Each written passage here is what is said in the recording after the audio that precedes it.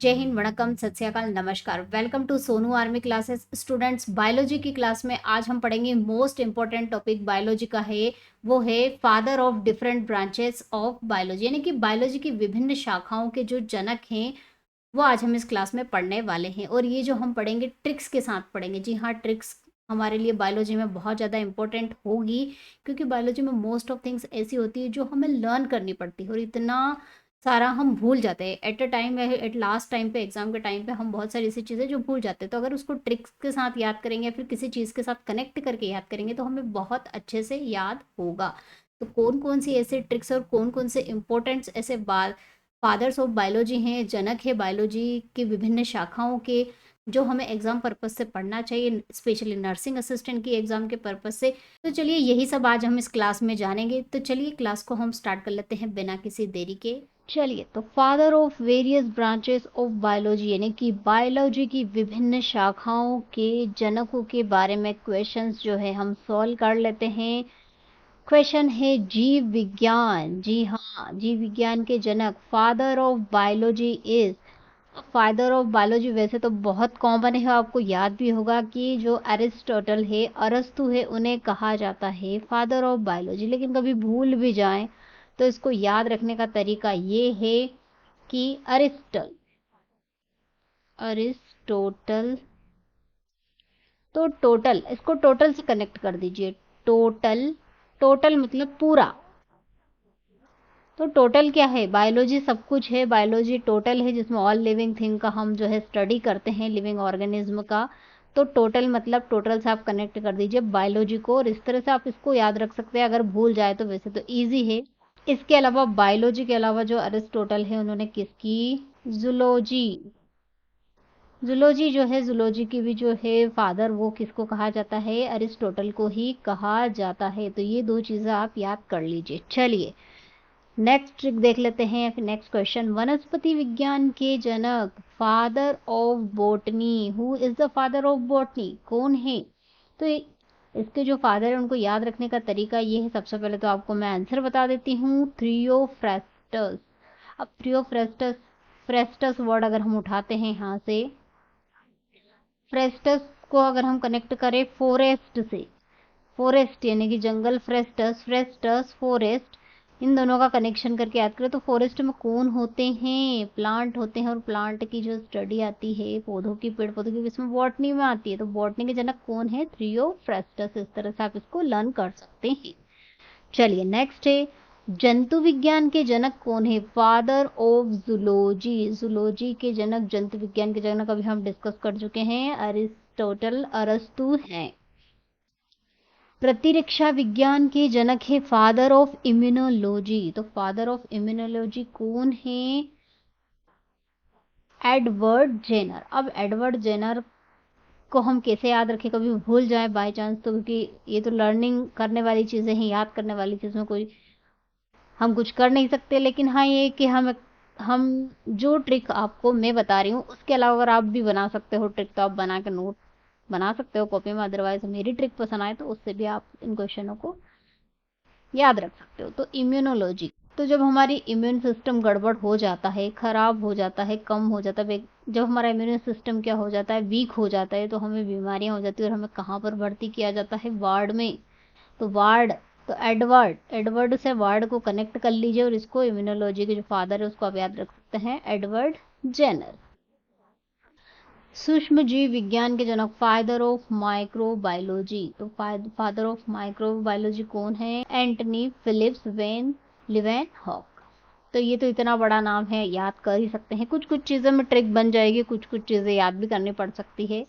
ठीक है, जहाँ ट्रिक रहेगी वहां हम ट्रिक भी लगा लेंगे। चलिए नेक्स्ट है, कोशिका विज्ञान के जनक, फादर ऑफ साइटोलॉजी। बहुत इजी और बहुत कॉमन है, सभी को पता भी होगा, रॉबर्ट हुक को कहा जाता है कोशिका विज्ञान के जनक, याद कर लीजिएगा। चलिए नेक्स्ट है, जीवाणु विज्ञान के जनक, फादर ऑफ बैक्टीरियोलॉजी। तो फादर ऑफ बैक्टीरियोलॉजी कौन है? किसे कहा जाता है जीवाणु विज्ञान के जनक? तो वो कौन है? Louis Pasteur.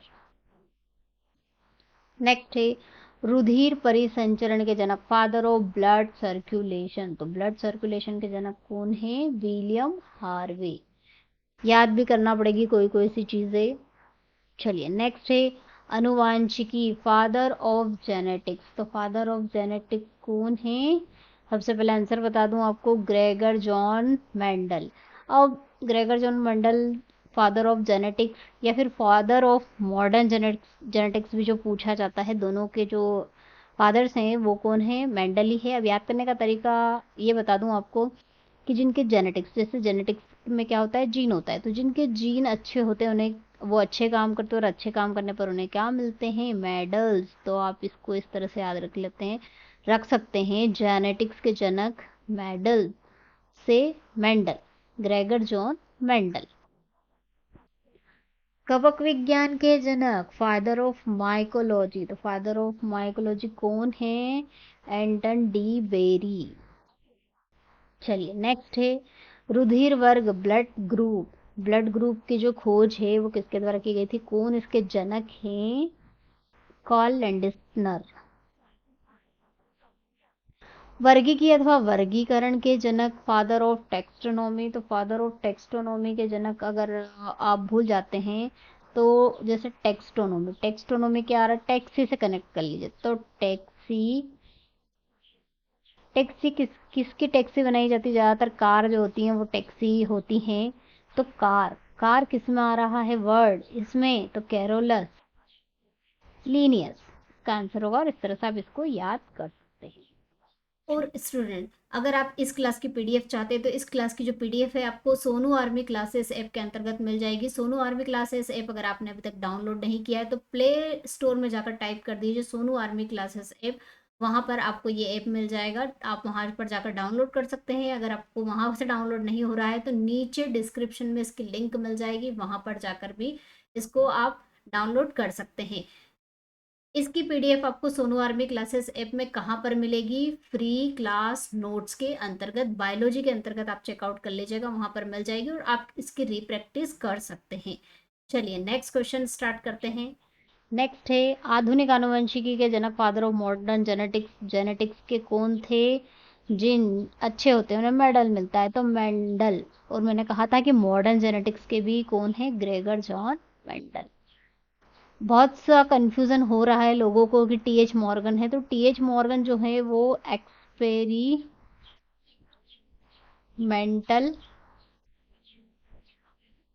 जेनेटिक्स यानी कि प्रयोगात्मक अनुवांशिकी जो है उसके जो जनक है वो है टीएच मॉर्गन।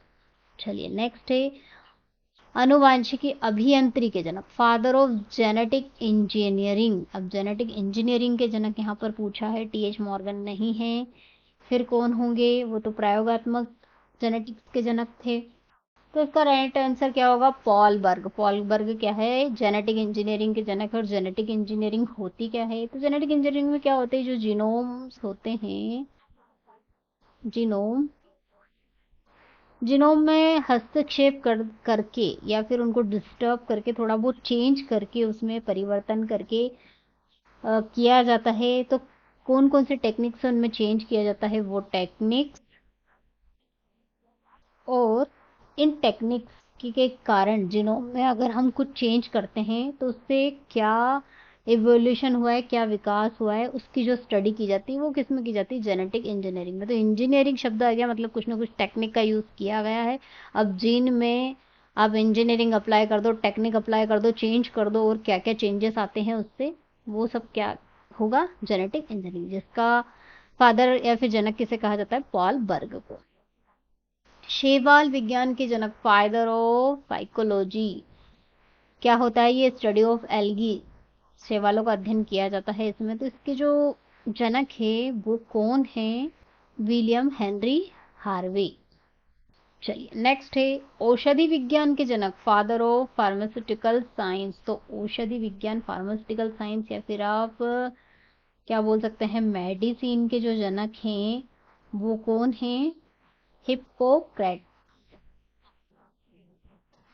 इसको आपको याद रखने का तरीका ये है कि जो औषधियाँ हैं, टैबलेट्स हैं, दवा है, वो कहाँ रखी जाती है? कैरेट्स में रखी जाती हैं। तो वो जो कैरेट्स होती हैं उसको आप कनेक्ट कर सकते हो हिप्पोक्रेट से। तो इस तरह आप इसको याद रख सकते हो, इसको याद रखने की ये ट्रिक है। चलिए नेक्स्ट है जीन चिकित्सक के जनक, फादर ऑफ जीन थेरेपी। अब जीन बहुत सारी, जेनेटिक में बहुत सारे आ गए हैं, अब जीन थेरेपी भी आ गई, तो जीन थेरेपी के जो जनक है वो कौन है? एंडरसन।